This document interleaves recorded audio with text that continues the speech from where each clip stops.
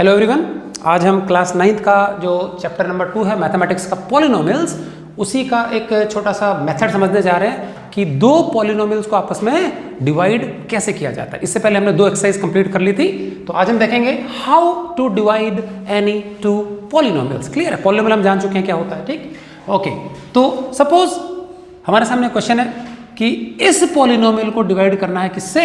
इस वाले से। तो समझेंगे, किसी भी पॉलिनोमियल को जब हम डिवाइड करते हैं तो जिसको डिवाइड करना है उसको बीच में लिखेंगे और जिससे डिवाइड करना है उसको बाहर यहां लिखेंगे। तो जिसको डिवाइड करना है, जिसको बीच में लिखा जाएगा, वो कहलाता है डिविडेंड। क्या कहलाता है? डिविडेंड। और जिससे डिवाइड करना है that is known as divisor. जो आंसर आ जाएगा वो कहलाता है कोशेंट, एंड जो नीचे बच जाएगा वो कहलाता है रिमाइंडर, शेषफल। क्लियर है? ओके, नॉर्मली बाय डिफॉल्ट हम नॉर्मली जो पॉलिनोमियल्स है उसको मैंने पहले भी बताया था कि px के रूप में दिखाते हैं। तो p मतलब पॉलिनोमियल, x मतलब in variable x। So this is a polynomial in variable x, और ये gx हमारा क्या है? डिविजर है।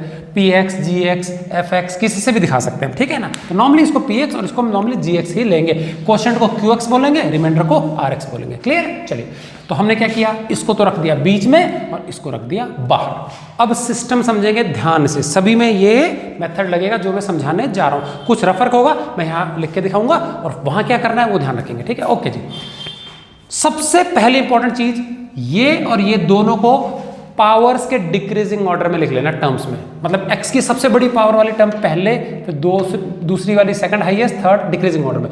हो सकता है कि ये पहले दे दिया जाता है, बाद में दे दिया जाता है, तो उसको रीशफल करके एडजस्ट कर लेना। समझ में आ गया? पावर्स उसको डिक्रीजिंग ऑर्डर में ही लिखना है। और ये भी देखो, यहाँ x की पावर 1 है, यहाँ कुछ नहीं है, तो डिक्रीजिंग ऑर्डर में है। उसके बाद तो पहले चेक पक्का कर लेंगे, कभी कभी सही होता कभी नहीं होता, तो एडजस्ट कर लेना, ठीक? अब सबसे पहला स्टेप, ये जो सबसे बड़ा वाला जो पहला टर्म है जिसकी पावर सबसे ज्यादा है, फर्स्ट वाले को फर्स्ट वाले से डिवाइड करके देख लेना। ये ऊपर ये नीचे, तो फर्स्ट बाय फर्स्ट याद रहेगा, डिवाइड फर्स्ट बाय फर्स्ट। तो ये फर्स्ट टर्म क्या बताओ, साइन के साथ लेना हमेशा। तो 3x⁴ है, और जो सेकंड टर्म है वो क्या है? इसकी फर्स्ट टर्म क्या है? x है। अच्छा, इसको डिवाइड करेंगे तो एक x कट जाएगा, क्या नतीजा आएगा? 3x³। समझ में आ गया? तो ये चीज हम यहां लिखेंगे 3x³। समझ में आ गया? अब मुझे बताओ, ये जो x - 2 एक बाइनोमियल है, इस पूरे को इससे इंटू करूंगा तो बाइनोमियल आंसर आएगा हमारा। अगर ट्राइनोमियल है तो ट्राइनोमियल आएगा, मोनोमियल है तो मोनोमियल आएगा, ठीक है ना? अब इसको बारी बारी x को भी इससे इंटू करना है और इसको भी इससे इंटू करना है, जो आएगा वो नीचे लिखना है। चलिए पहले x को करते हैं। x को अगर मैं इससे इंटू करूंगा तो वापस 3x⁴ आ जाएगा। देखो, x को अगर मैं इससे इंटू करूंगा तो यही तो आ जाएगा। तो पहला वाला जो चीज है ये हमेशा इसके जैसे ही आएगा, 3x⁴ हमेशा, मतलब हमेशा। क्लियर है? तो इसको मैंने इससे इंटू कर देना है, पहली वाली टर्म एक एक करेंगे बारी बारी, तो यही आने वाला है। अब इसको करते हैं, माइनस का है ये प्लस का है, तो माइनस में आंसर आएगा। सही है? 1 को इससे इंटू किया तो सेम टू सेम 3x³ आ गया। अब इसको लिखना है हमको, ध्यान देंगे, लाइक टर्म के नीचे लाइक टर्म लिखना है। तो 3x³ कहां है इसमें? x³ वाली टर्म ये रही, तो इसके नीचे लिखेंगे। अगर आगे होते तो उसके नीचे लिख लेते। समझ में आ गया? तो -3x³ यहां आ जाएगा, -3x³। यहां तक क्लियर है? उसके बाद क्या करना है, एक लाइन का गैप छोड़ेंगे और यहां पर एक लाइन खींच लेंगे। क्यों छोड़ा गैप? सबट्रैक्ट करने के लिए। जब भी पॉलिनोमियल्स को सबट्रैक्ट करते हैं, नीचे वाले जो भी हैं, नीचे वाले उनका निशान उल्टा कर देना और हमेशा ब्रैकेट में लिखेंगे। ये हमारा प्लस है तो यहां क्या कर देंगे? माइनस कर देंगे। ये माइनस है तो यहां क्या कर देंगे? प्लस। तो अब ये 3x⁴ माइनस का हो गया, ये 3x³ प्लस का हो गया। क्लियर है? चलिए अब देखते हैं, 3x⁴ माइनस 3x⁴, ये तो कट जाएगा, ये तो कट जाएगा। तो पहला वाला हमेशा ही कटेगा, ऑलवेज, ठीक? अब देखते हैं, माइनस का 4 टाइम्स x³ और प्लस का 3 टाइम्स x³। यहां रख के देख लें, माइनस का 4 बार x³ और प्लस का 3 बार x³। अच्छा देखो, x³ को जोड़ेंगे तो x³ में आंसर आएगा, प्लस माइनस करने से। जैसे होता है ना, 2 एलिफेंट्स प्लस 5 एलिफेंट्स, तो कितना हो गया? 2 और 5 7 एलिफेंट्स। तो एलिफेंट एलिफेंट एलिफेंट में आएगा, तो x³ जोड़ेंगे तो x³। तो यहां तो सीधा बात x³ लिख ही सकते हैं, ठीक है? अब सिर्फ कोफिशिएंट को देखना है, -4 + 3, इनका आंसर क्या आएगा? बड़ा ये है ना 4, तो -1 आ जाएगा। तो यहां माइनस का 1 बार x³ लिख सकते हैं, सेम इधर आ जाएगा, तो -1 टाइम्स x³। क्लियर है? बहुत ध्यान से समझेंगे। साइन, इन प्रॉब्लम्स में सबसे ज्यादा साइन की मिस्टेक होती है 90% बच्चों की, तो ये क्लियरली समझेंगे, कटपिट बिल्कुल नहीं करना है। एक एक स्टेप में ध्यान से समझा रहा हूं। ये क्लियर कैसे किया हमने? चलिए, अब यहां नीचे कुछ नहीं है तो ऊपर वाले के निशान नहीं चेंज करने, ये ऐसे कैसे कॉपी कर देना, -3x, तो ऐसा कैसा -3x आ गया, -1 आ गया। क्लियर है, यहां तक ठीक है। अब ये जो रफ वर्क है इसको हम रब कर देते हैं, अगले स्टेप के लिए दोबारा रफ वर्क करना पड़ेगा हमको। अभी हमने जो फर्स्ट स्टेप में रिपीट किया सेम प्रोसीजर दोबारा से करना है। चलिए वापस, अब इसके जगह हमको ये मिला, अगेन फर्स्ट बाय फर्स्ट, इसका जो पहले सबसे बड़ी वैल्यू है देखो साइन के साथ उठाना, -1x³, ठीक है। तो इसके नीचे क्या जाएगा, x आ गया।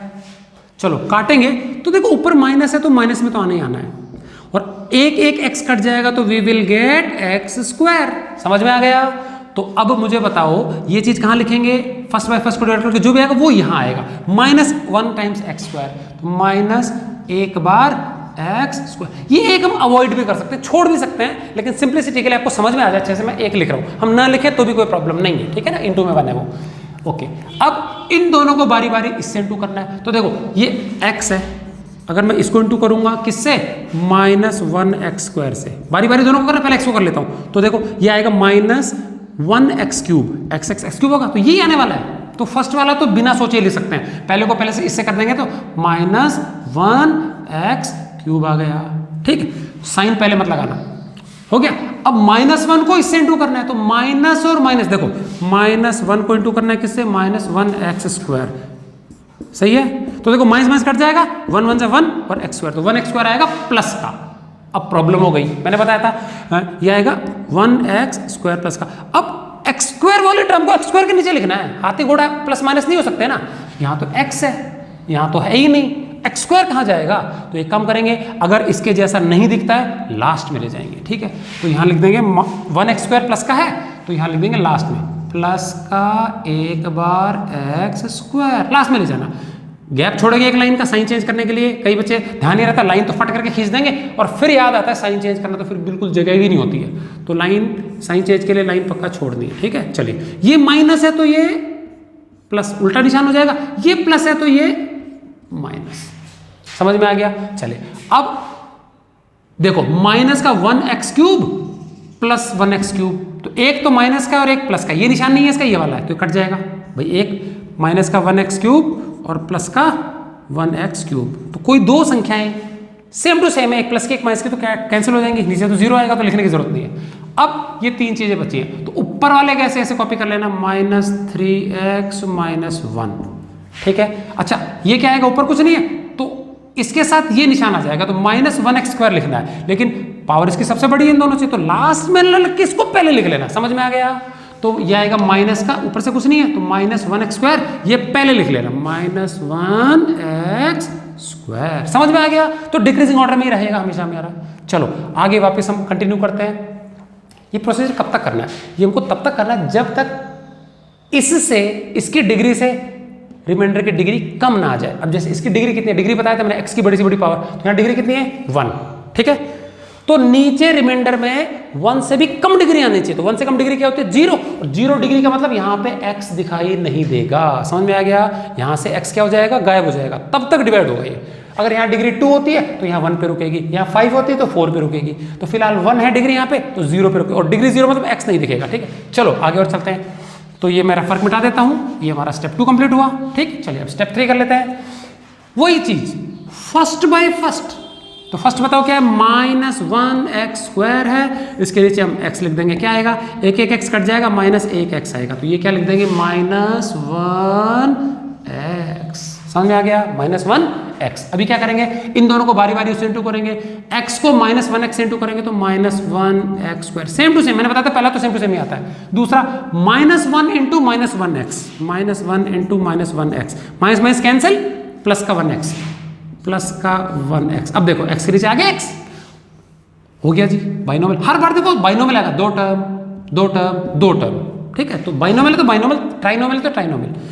चलो लाइन छोड़ देंगे साइन चेंज करने के लिए, यहाँ जाएगा प्लस, यहाँ जाएगा माइनस, ये कट जाएगा क्योंकि एक तो -1x² है, एक +1x² है। क्या बच गया, यहाँ लिख लेते हैं। अभी देखिए x और x को घटाएंगे जोड़ेंगे जो भी है, तो x में आंसर आने वाला है। अब कितना आएगा देखते हैं, -3x और -1x, -3x और -1x, तो x में आएगा -3 और -1, -3 -1 कितना होता है, -4 होता है। सिर्फ कोफिशिएंट के साथ खेलना है, तो यह आ जाएगा -4x। यहाँ तक क्लियर है। और आगे जो बच गया ऐसा कैसा 1।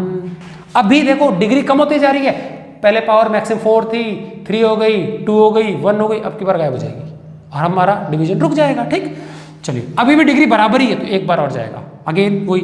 ये क्लियर है यहाँ तक? चलिए अगला लास्ट स्टेप हमारा आ जाएगा अभी, first by first, again -4x है, इसको डिवाइड कर देंगे किससे? x से, तो x कट जाएगा, कितना आएगा? -4। तो फाइनली हमारा यहाँ क्वेश्चन में एक और ऐड हो जाएगा, -4 ऐड हो गया। ठीक, अब इन दोनों को बारी बारी 4 से इंटू करना है, -4 से। चलो x को -4 से इंटू किया तो -4x, ऐसे कैसा आ जाएगा?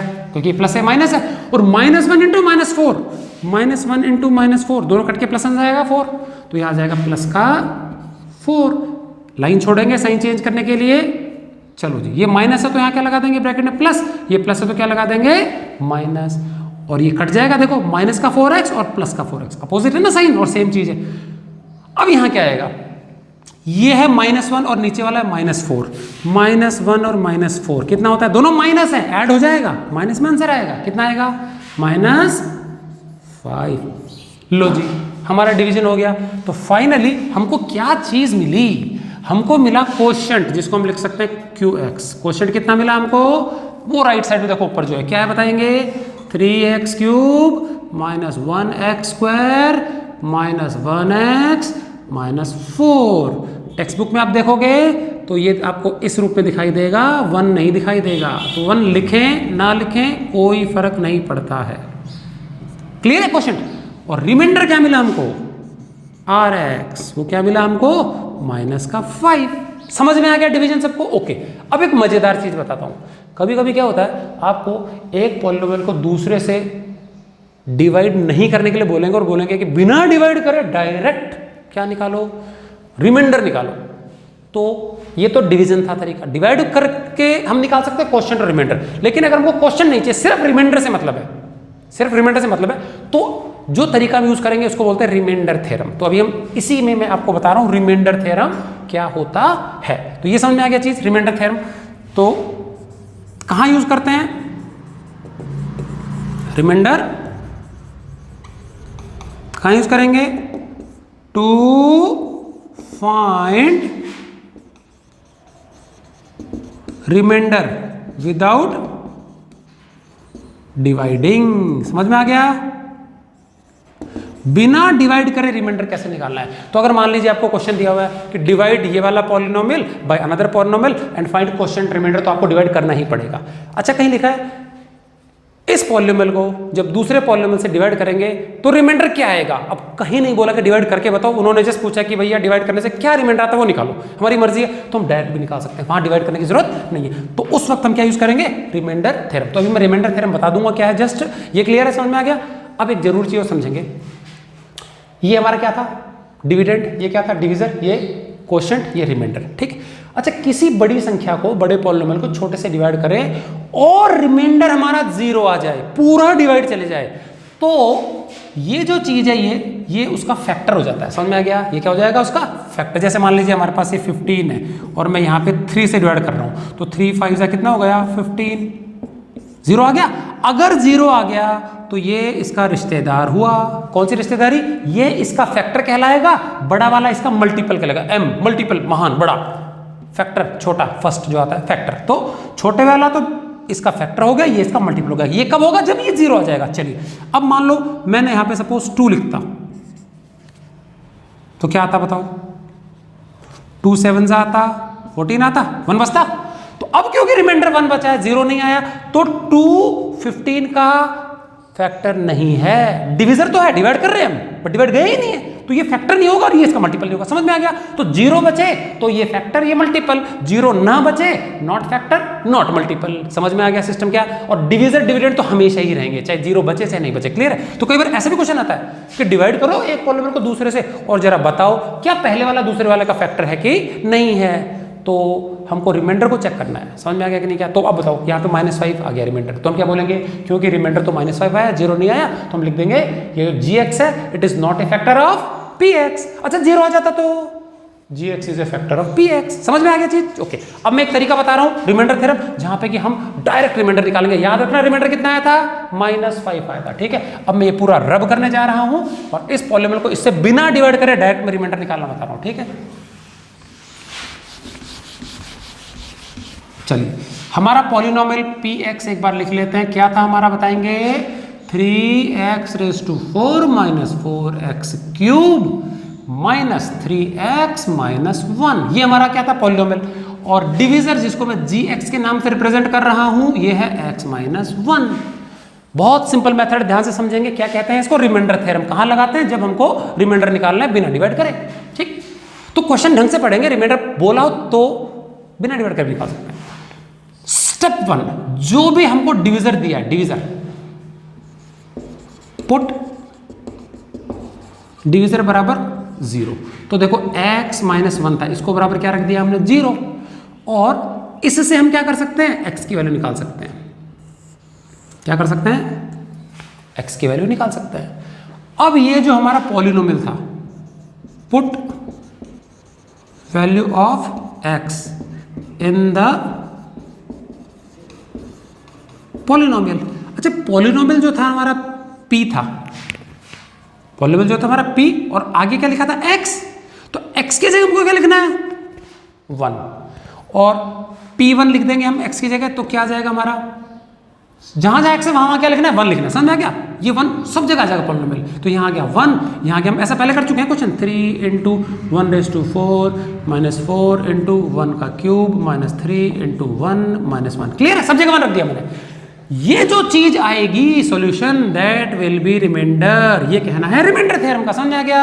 अगर हम x की जगह जो भी डिवीजर से निकला = 0 पुट करके x की वैल्यू, वो अगर हम x की जगह रख देते हैं, जो चीज हमको सॉल्व करके आएगी that will be the remainder. चलिए करें। 1⁴ 1 ही होता तो ये 3 1 होगा, यहाँ पे 4 1 ही होगा, यहाँ पे 3 और यहाँ पे 1। ठीक है, ये हो गया कितना? 3, ये हो गया 4, ये हो गया 3, ये हो गया 1। देखो 3 3 कट गया, 3 - 3 और -4 - 1 कितना आया? -5। देखो वहां पे कितना सारा डिवाइड करके आया था, यहाँ पे कितने आराम से आ गया। समझ में आ गया? तो कई बार होता है विदाउट डिवाइडिंग अगर बोला है कि सिर्फ रिमाइंडर निकालो, तो हम इजीली क्या रिमाइंडर थ्योरम लगा सकते हो। और डिवाइड करने के लिए बोला है। अच्छा, क्वेश्चन नहीं निकलेगा, ध्यान देना इससे। तो अगर हमको क्वेश्चन भी निकालना है तो डिवाइड करना पड़ेगा। सिर्फ रिमाइंडर निकालना है तो हम डायरेक्ट ऐसे भी निकाल सकते हैं। बहुत इंपॉर्टेंट मेथड है। अगली 2 एक्सरसाइज सिर्फ और सिर्फ अभी जो मैंने समझाया है इसी चीज पे डिपेंडेंट है। तो इस चीज को अच्छे से समझेंगे, 1-2 एग्जांपल्स और एक्स्ट्रा सॉल्व कर लेंगे। क्लियर है? आज के लिए इतना ही। Thank you for watching.